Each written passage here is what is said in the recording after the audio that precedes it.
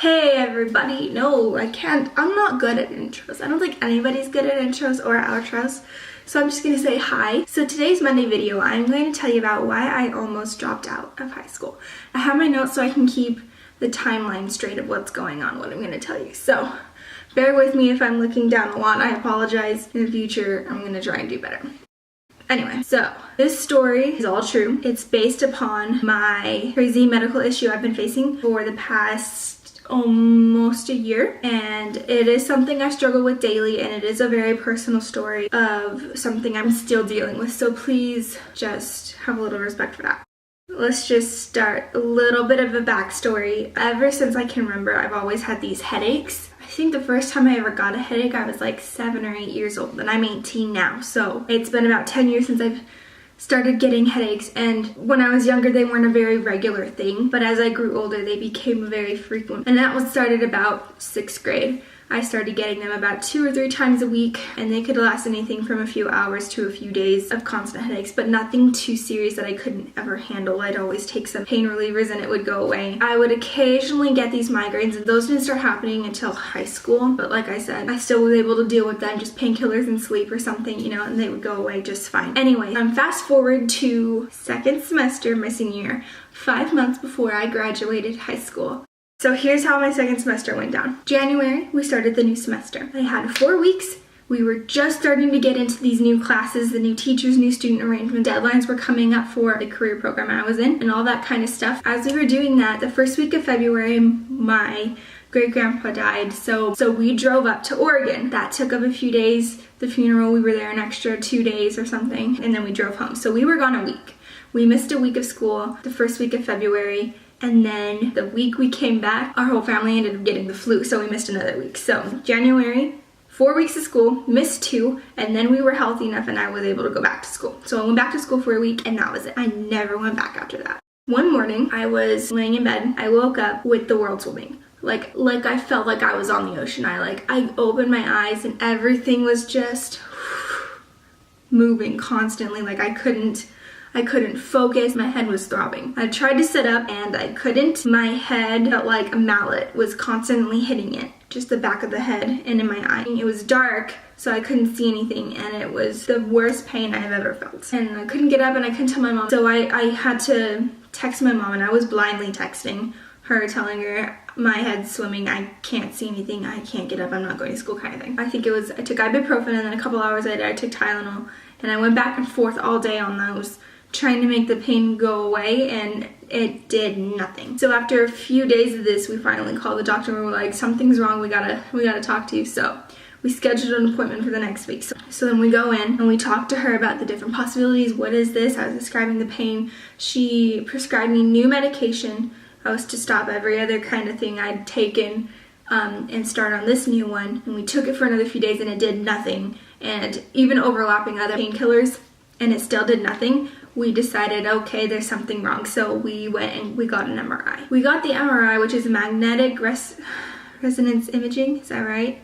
And so we were hoping that nothing would come of it, because if something does come up on that, that means tumor, cancer, something. We were hoping that it wasn't that, and luckily it wasn't. We went back to the doctor, she prescribed me a new medication, and we talked about different reasons why this was happening, and the only one we could think would be a reason was if I had some kind of whiplash from when I went to an amusement park a few months earlier. And I don't go to amusement parks. I do not ride roller coasters. I'm afraid of heights. I get motion sickness. I hate moving fast. Like, I don't go.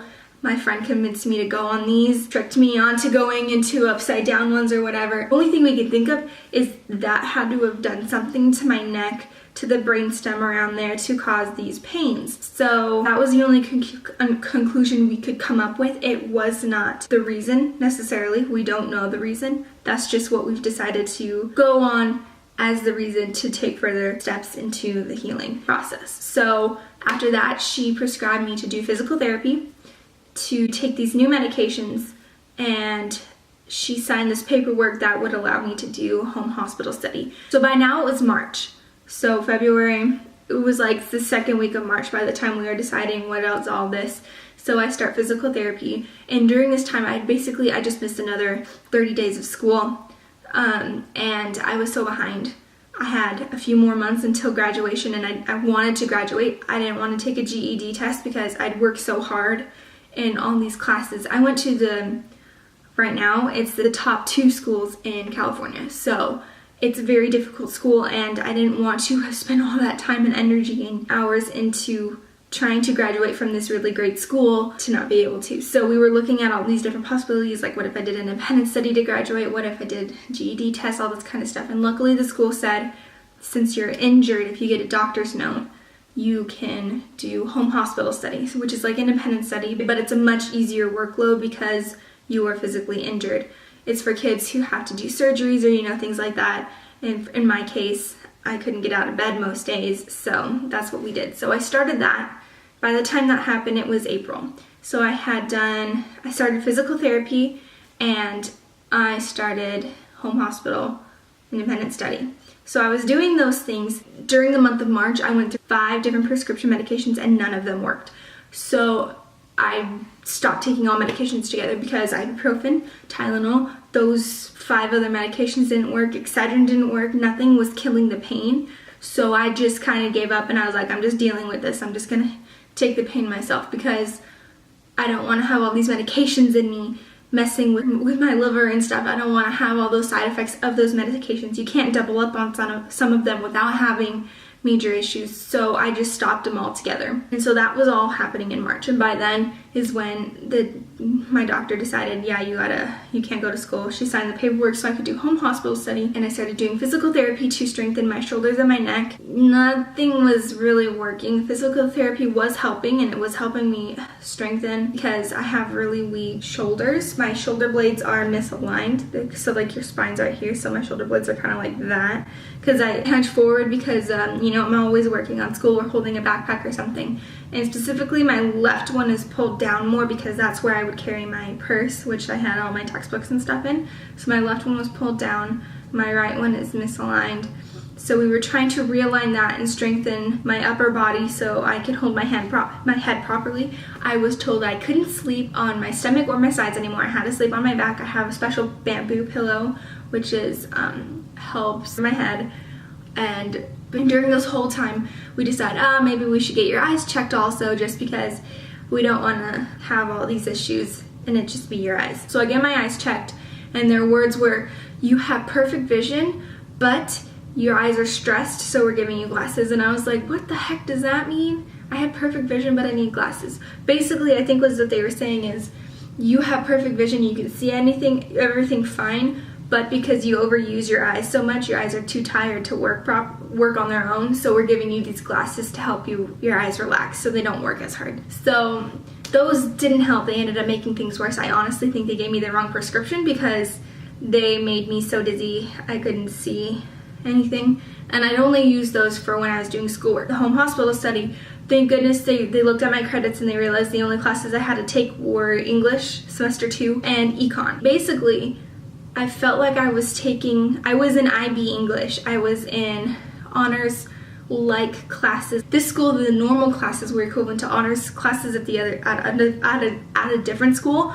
So going from that high of a pressured and ranking situation to step back, here's a packet, you have a month to complete it kind of thing. Like, I felt like I was going from senior year to 4th grade. Like, just a whole step down, fall down. It's like you kicked me down a mountain. I felt like I thought I was really stupid, but I was really grateful for that because when I was feeling like I could do something, I could get the work done so easy, and I ended up graduating 3 weeks early with an A and an A+, and she even gave me honors because of the level I was working at, even despite all the head injuries, which I was so grateful for.